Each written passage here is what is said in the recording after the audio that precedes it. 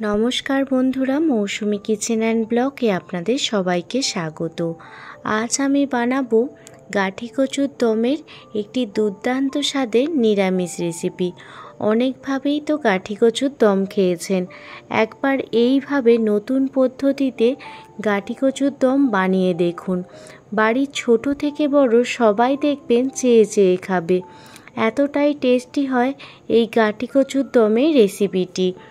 এখানে আমি 750 গ্রাম গাঠি কচু নিয়ে নিয়েছি, আর একটি ছুরির সাহায্যে দেখুন খুব সুন্দরভাবে গাঠি কচুর খোসাগুলো ছাড়িয়ে নিয়েছি। খুব সহজেই গাঠি কচুর খোসা ছাড়ানো হয়ে যায়।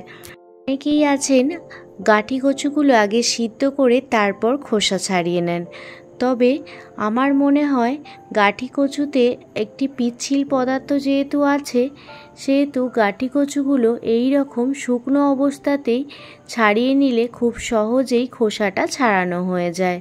দেখুন কত সহজে খোসাগুলো উঠে আসছে। আর এখন তো বাজারে প্রচুর পরিমাণে গাঠি কচু পাওয়া যাচ্ছে।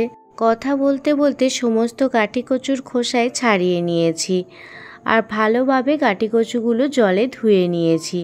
এবার গাঠি কচুগুলো ডুমো ডুমো করে কেটে নেব।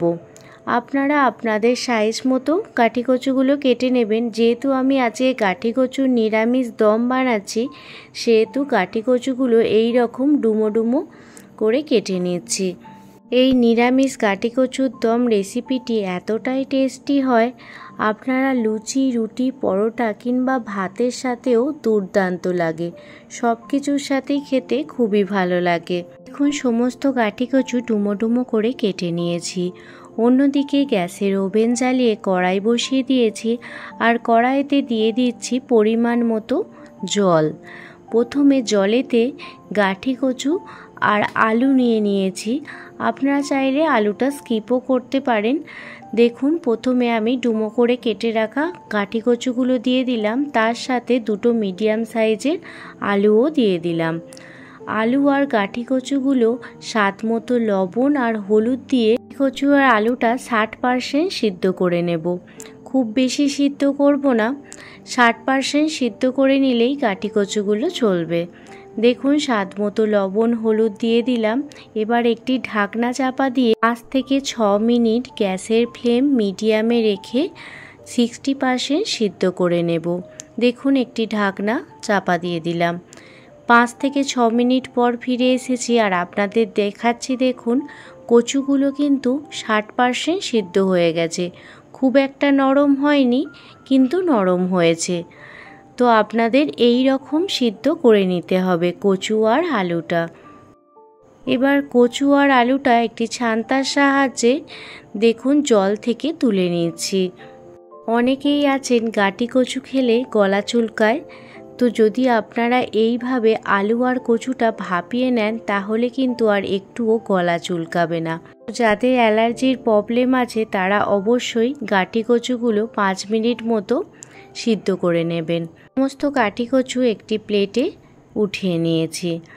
এবার যখন ঠান্ডা হয়ে যাবে তখন এর মধ্যে দিয়ে দিচ্ছি স্বাদ মতো লবণ, দিয়ে দিচ্ছি 1 চামচ পরিমাণে হলুদ গুঁড়ো, 1 চামচ পরিমাণে কাশ্মীরি লাল লঙ্কার গুঁড়ো, 1 চামচ পরিমাণে ধনে জিরে গুঁড়ো, আর দিয়ে দিচ্ছি একটি স্পেশাল উপকরণ, সেটা হলো 1 চামচ পরিমাণে বেসন।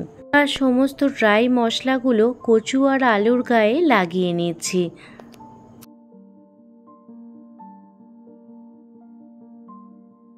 ভালোভাবে মশলাগুলো কচুর গায়ে লাগিয়ে নিয়েছি।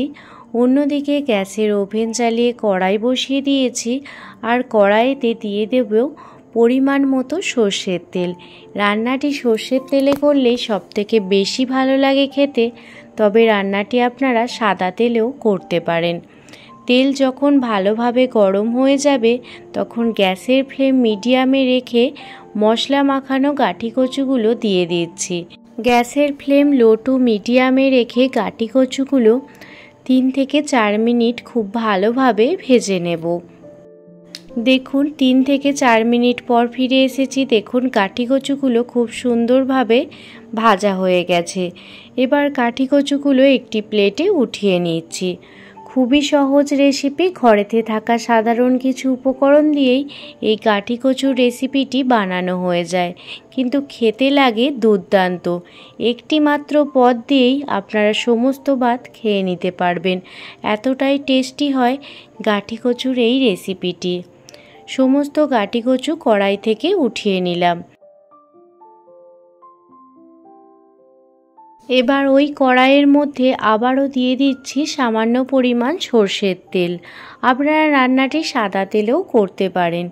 তেল ভালোভাবে গরম হয়ে গেলে এর মধ্যে দিয়ে দিচ্ছি 1 চামচ পরিমাণে জিরে আর 2টো শুকনো লঙ্কা, সাথে দিয়ে দিচ্ছি একটি তেজপাতা। ফোড়ন ভালোভাবে ভাজা হয়ে গেলে এর মধ্যে একটি মিডিয়াম সাইজের টমেটো ছোট ছোট করে কুচি করে দিয়ে দিয়েছি, আর তার সাথে দিয়ে দিলাম 1 চামচ পরিমাণে আদা বাটা। এবার একটি বাটিতে টক দই ফেটিয়ে নিয়েছি, এখানে 2 চামচ পরিমাণ টক দই ফেটিয়ে নিয়েছি। এবার ওই টক দইয়ের মধ্যে 1 চামচ পরিমাণে হলুদ গুঁড়ো, 1 চামচ পরিমাণ কাশ্মীরি লাল লঙ্কার গুঁড়ো আর 1 চামচ পরিমাণে ধনে জিরে গুঁড়ো দিয়ে খুব ভালোভাবে দইয়ের সাথে এই ড্রাই মশলাগুলো খুব ভালো করে মিশিয়ে নিতে হবে। সমস্ত ড্রাই মশলা দইয়ের সাথে খুব ভালোভাবে মিশিয়ে নিয়েছি, আর এদিকে দেখুন টমেটোটাও একদম মেল্ট হয়ে গেছে। এই পর্যায়ে ফেটানো টক দইয়ের সঙ্গে যে মশলার পেস্টটি বানিয়েছিলাম সেটি দিয়ে দিলাম। এবার গ্যাসের ফ্লেম লো রেখে খুব ভালো করে মশলাটি কষিয়ে নেব। তখন দেখবেন চারপাশ থেকে তেল ছাড়তে শুরু হয়ে যাচ্ছে, তখন ভেজে রাখা গাঠি কচু আর আলুটা দিয়ে দিলাম। 2 থেকে 3 মিনিট মশলার সাথে গাঠি কচুটা খুব ভালোভাবে কষিয়ে নেব। এই রকমভাবে যদি আপনারা গাঠি কচুর দম বানান, আমি গ্যারেন্টি সহকারে বলতে পারি সবাই দেখবেন চেয়ে চেয়ে খাবে, এতটাই টেস্টি হয় রেসিপিটি। আর একবার বানালে বারবার বানানোর রিকোয়েস্ট আসবে। সব কিছু ভালোভাবে কষানো হয়ে গেছে, এই পর্যায়ে দিয়ে দিলাম স্বাদ মতো চিনি। স্বাদ ব্যালেন্সের জন্য অবশ্যই অল্প পরিমাণ চিনি দিয়ে দেবেন। আর সাথে দিয়ে দিলাম 4-5টা কাঁচা লঙ্কা। ঝালটা অবশ্যই আপনারা আপনাদের স্বাদ মতো দেবেন। আর পরিমাণ মতো জল দিয়ে আবারও 5 মিনিট মতো ঢেকে রেখে দেব। যেহেতু কচু আলু 60% সিদ্ধ হয়েই আছে, তো সেহেতু বেশি সিদ্ধ করার কোনো প্রয়োজন নেই। 5 মিনিট মতো গ্যাসের ফ্লেম লো রেখে দিলেই গাঠি কচু আর আলু দেখবেন খুব ভালো করে সিদ্ধ হয়ে গেছে। এখানে একটু লবণটা আমি চেক করে নিয়েছিলাম, যেহেতু জল দিয়েছিলাম আর তখন লবণটা একটু কম মনে হচ্ছিল, তাই আরও সামান্য পরিমাণ লবণ দিয়ে একটি ঢাকনা চাপা দিয়ে 5 মিনিট মতো ঢেকে রেখে দিয়েছিলাম। 5 মিনিট পর ফিরে এসেছি আর আপনাদের দেখাচ্ছি, দেখুন কত সুন্দর গাঠি কচু আর আলু খুব ভালোভাবে সিদ্ধও হয়ে গেছে আর গ্রেভিটাও অনেকটা ঘন হয়ে গেছে। এই পর্যায়ে গ্যাসের ফ্লেম অবশ্যই বন্ধ করে দেবেন। আর কালারটা কতটা সুন্দর এসেছে দেখুন। ওপর থেকে ধনিয়া পাতা ছড়িয়ে দিচ্ছি। হাতের কাছে ধনিয়া পাতা থাকলে 1 মুঠো ধনিয়া পাতা ছড়িয়ে দেবেন, এতে এর টেস্ট আরও দ্বিগুণ পরিমাণে বেড়ে যাবে। আর সাথে দিয়ে দিলাম গোটা গরম মশলার গুঁড়ো। আপনারা এখানে ঘিও অ্যাড করতে পারেন, তাহলে এর টেস্ট আরও দুর্দান্ত হয়ে যাবে, তবে আজ আমি আর ঘিয়ের ব্যবহার করিনি। নিরামিষ গাঠি কচুর দম একদমই রেডি হয়ে গেছে। একবার হলেও এইভাবে গাঠি কচুর দম বানিয়ে দেখুন, ছোট থেকে বড় সবাই পছন্দ করবে। ভাত কিংবা রুটি দুটোর সাথেই কিন্তু এই রেসিপিটি খুবই ভালো লাগে।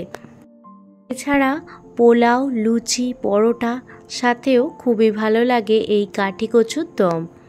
রেসিপিটি ভালো লেগে থাকলে প্লিজ একটি লাইক, কমেন্ট, শেয়ার এবং সাবস্ক্রাইব করে আমার পাশে থাকবেন।